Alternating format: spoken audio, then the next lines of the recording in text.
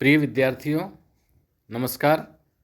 मैं doctor B R. Shastri से आचार्य संस्कृत बाबू शोभाराम राजकीय कला महाविद्यालय अलवर आज आपको इस वीडियो में एमए उत्तरार्ध साहित्य ग्रुप के प्रथम प्रश्न पत्र के पाठ्यक्रम में स्थित ध्वन्यलोक की कारिका नंबर 5 की व्याख्या कराऊंगा, जिसमें काव्य की आत्मा के विषय में बताया गया है। ये कारिका इस तरह है। काव्यस्य आत्मा से एव अर्था तथा चादि कवः पुरा क्रौंच द्वंद्व वियोगोत्थ शोकः श्लोकत्वम् आगतः।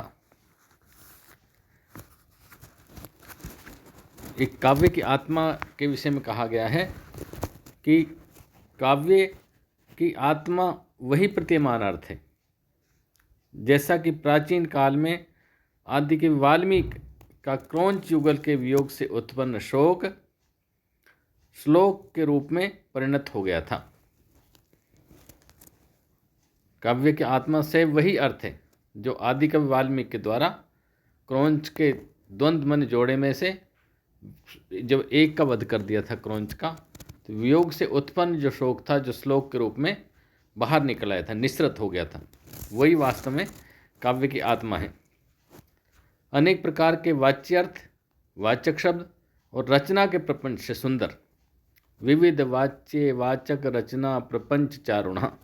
विविध प्रकार के वाच्य वाचक और रचना के प्रपंच से चरणमन सुंदर जो काव्यस्य से एव अर्थ है, काव्य का वही अर्थ सारभूत है। वही अर्थ सारभूत है, जो प्रतिमान अर्थ है वही सार तत्व है काव्य का। जैसे कि मारी गई सहचरी के वियोग से विव्वल क्रौंच पक्षी के करुण क्रंदन से उत्पन्न आदि के वाल्मीकि का शोक श्लोक रूप में जो परिणत हुआ था।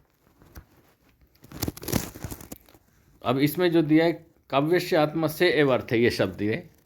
काव्य की आत्मा वही अर्थ है, वह ध्वनि ही काव्य की आत्मा है, वह ध्वन्यार्थ की आत्मा है। स एव इस पद से स्पष्ट है कि ध्वनिकार ने 3 प्रकार की ध्वनियों में से रस ध्वनियों की ही सबसे श्रेष्ठ सारभूत कहा है। सबसे श्रेष्ठ जो सारभूत प्रतीयमान अर्थ है वो है रस ध्वनि। जो रस ध्वनि है, रस के आधार पर ध्वनि जो अर्थ ध्वनित होता है, वो सबसे श्रेष्ठ कहा है। उसे ही काव्य की आत्मा स्वीकार किया है। शोकः श्लोकत्वम् आगतः, जो शोक था आदि कवि वाल्मीकि का, जो अंदर शोक उत्पन्न हुआ, उसके मन में दुख विरह उत्पन्न हुआ, जो श्लोक रूप में आया, तो इस पद से ध्वनिकार के रस ध्वनि के उदाहरण के रूप में आदि कवि की रचना रामायण को प्रस्तुत किया है कि उसके बाद आदि कवि की रचना रामायण सामने आई। इससे ये स्पष्ट होता है कि ध्वनिकार सभी रसों में करुण रस को सबसे श्रेष्ठ मानते हैं, क्योंकि करुण रस का उसने उदाहरण दिया है कवि ने, तथा उनके अनुसार रामायण करुण रस प्रधान काव्य है।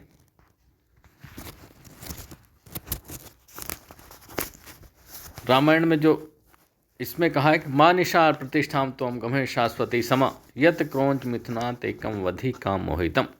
जो श्लोक आया है कि हे बहैले, तुम अनंत काल तक कभी प्रतिष्ठा को प्राप्त मत हो, क्योंकि तूने क्रौंच पक्षियों के जोड़े में से एक क्रौंच को, जो कि काम में मोहित था, मार दिया है।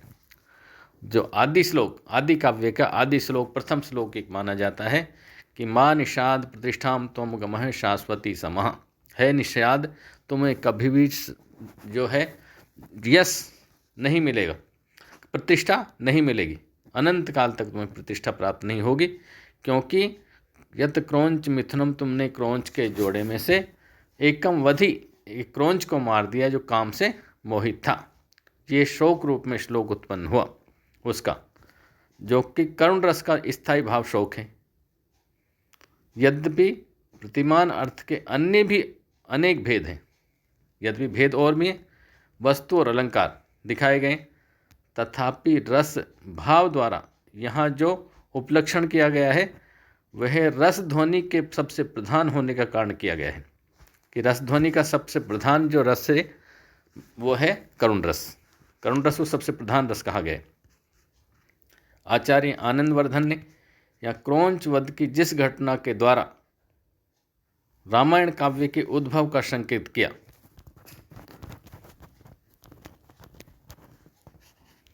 वह घटना काव्य के प्रारंभ में है।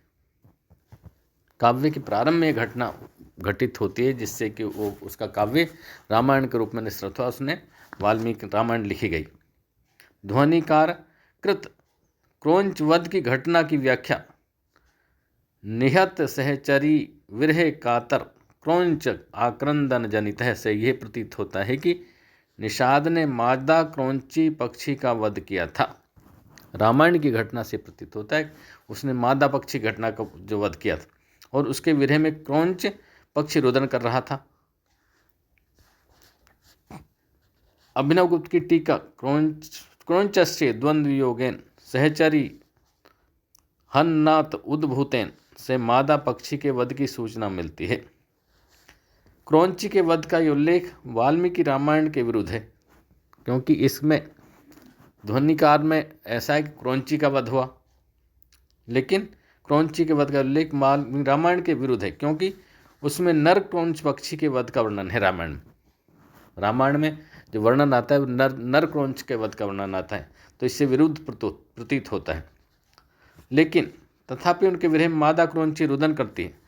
क्रोंची का यह वध अगले श्लोक से और भी स्पष्ट हो गया है। तम शोणि परितांग चेष्टमानम महितले दृष्ट्वा क्रोंची रुदोदार्तम कर्णम खे परिभ्रम। अब इस समस्या का, क्योंकि ध्वनिकार ने जो दिया है कि वो क्रोंच पक्षी का वध, और जो कि रामायण में क्रोंच पक्षी के वध का वर्णन है,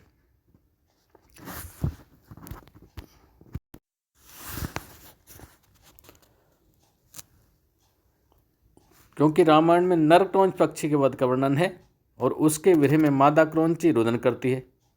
क्रोंची का वध अगले श्लोक में जो स्पष्ट हुआ। अब इस समस्या का जो समाधान विभिन्न विद्वानों ने इस प्रकार किया। जो समस्या आई तो इसका विद्वानों ने जो समाधान प्रस्तुत किया वो यह है, रामायण से विरोध करने पर भी ध्वनिकार का पाठ ही ठीक है।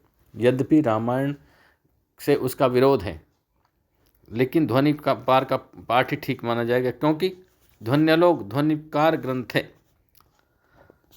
ग्रंथ है। अतः इसमें रामायण की कथा की भावना अभिव्यक्त की गई है। क्रोंच युगल से राम और सीता का युगल ध्वनित होता है। क्रोंच के जोड़े से राम और सीता का जोड़ा ध्वनित होता है। निषाद पद जो है वो रावण ध्वनित होता है निषाद पद से। निषाद पद से ध्वन्यार्थ आता है रावण का। निषाद द्वारा क्रोंच के वध से रावण द्वारा सीता का हरण द्योतित होता है, तथा विरह कातर क्रोंच के रुदन से विरह कातर राम का रुदन ध्वनित होता है। इसलिए ध्वनिकार के द्वारा घटना का वर्णन करना वो भी उचित ही है।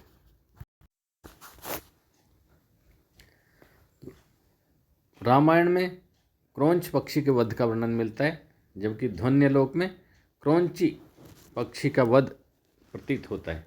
इसमें कुछ विद्वानों ने मूल में परिवर्तन न करके ध्वनिकार के पद की व्याख्या इस प्रकार की है। निहत सहचरी विरह कातरः च ये क्रोंचः तदुद्देश्यकः क्रोंची कर्तृकः यह आक्रंदे तज्जनिते शोके। इस व्याख्या में क्रोंच के दो विशेषण निहित और सहचरी विरह कातर हो गए हैं।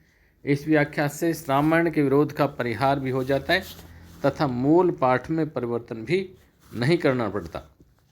प्रतिमानस्य प्राधान्यम, प्रतिमान अर्थ के दो अन्य भेद वस्तु और अलंकार भी होते हैं। अतः मुख्य रूप से काव्य की आत्मा रस से युक्त प्रतिमान अर्थ है। रस ध्वनि ही काव्य की आत्मा है।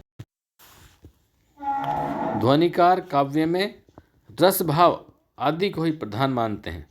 यहाँ रसभाव पद से रसाभास, भावाभास आदि भी ग्रहण किए जाते हैं। अलंकारियों द्वारा प्राचीन काल से ही रस को काव्य में सबसे अधिक महत्व दिया जाता रहा है। इसकी पुष्टि ध्वनिकार ने भी की है।